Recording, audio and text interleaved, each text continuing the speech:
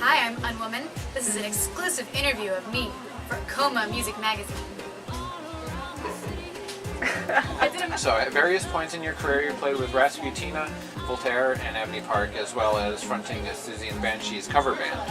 Now I know you prefer doing your solo work to playing with a band. How do you decide when to play with others? I go where the gigs are. So whatever's on my calendar, be it a solo gig, band gig, rehearsal, whatever, that's what I do. I don't do anything I don't like to do. I haven't done the Susie tribute band in years. That disappeared with my divorce. And I prefer to do original music of mine or of friends of mine. So, either in a band. I love playing bands. Do you have set time commitments that you're willing to give when you play with others? I don't generally become like a full member of a band. I generally do a guest thing where I'll come in for a rehearsal or two before a big gig, and then just do the gig, or just do the recording, or just do the tour. So, like Verdi and Process, for example, they rehearse like twice a week. They're really serious, and they're awesome guys, and I love playing with them. But generally, I come in, I read sheet music, I do one rehearsal, and then we do a gig. So, I do have limits on that. Now, back in 2007, you stated that you were disappointed with the sales of your music. Is that still the case now that you've gotten more well-known? No. I think when I first started releasing my own music, I thought, 30 people will buy my CD at my first show, and that's not really the case. And so it was really a learning experience, and it took me like 8 years to kind of learn what is realistic. But there have also been advances in social media and communication that actually make it easier for me to sell kind of reasonable numbers. So yeah, it's changed. I'm not disappointed. You release all your music under the Creative Commons license. Yeah. Why is that? I love to be remixed. I would love nothing more than to hear a rap song on the radio with little bits of my voice in it. I don't really care if I get paid as long as I get credited. So far that's never happened, as far as I know. Not a single stranger has used my work. People that I've met online have covered my songs, and friends of mine have remixed my songs. But I've never heard like a total stranger say, here's my song that I used you on. So it hasn't happened yet. Right. Which it goes to show that I make something available for free that you would think people would take advantage of, and it hasn't happened yet. But I still want it to happen. And I think if you create something and you clutch it close to you and you don't let anyone touch it except for you, you're hampering creative possibilities for other people. And also, like, there's nothing better than hearing what someone else does. Like remixes of mine that other people do, they do something totally weird with. It's just a great, wonderful mental experience. So, when raising funds for Casualties, you turned, as many artists are doing these days, to Kickstarter. Yeah. And looking back at the amounts, I know something unusual. Normally, you have quite a few backers at the lower levels, and a few higher up, and then the most expensive levels are normally deserted. Right. Now for you, on that one, you had 6 backers that backed you for $325 or more. Yeah. And then you turned to Kickstarter again for Unremembered, and you reached your goal in 2 days. Yeah. It was a smaller goal, but still, Right. yeah. Kickstarter has been just amazing for me. I did kind of extra promote the song poems because basically it's not a bad price for a song poem. You send me your poem or a public domain poem of your choice, and I spend an entire day or more working up fully produced version of it.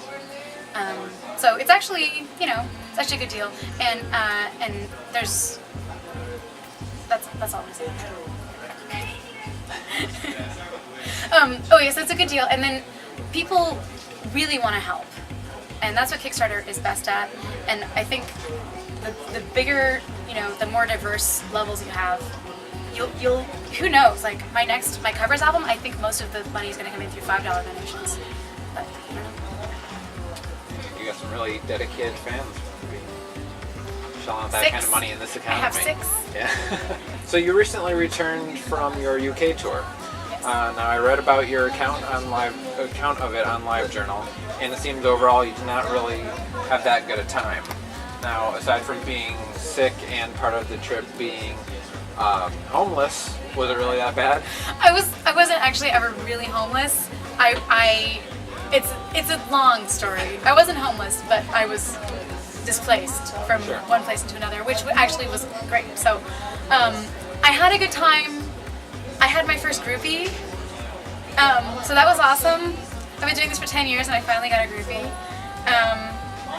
I'm also trying to... no, it was good. By the end of it, I was having a good time. Mainly, it's that I couldn't sleep and I got sick. So, and I lost money, but it wasn't disastrous. Right. So you're planning on going back in 10 years? In 10 years. But it wasn't that bad? It wasn't that bad. Okay. It's hard. I haven't even played in New York. It's hard enough for me to travel within Sure. the States. To have a cello, it's like flying with it is challenging. Yeah. Last year you made the tough decision to quit your day job and move back in with your parents so you'd be better able to focus on your music. Yes. With the time that has passed, have you found that that has been the case? Oh yeah, definitely.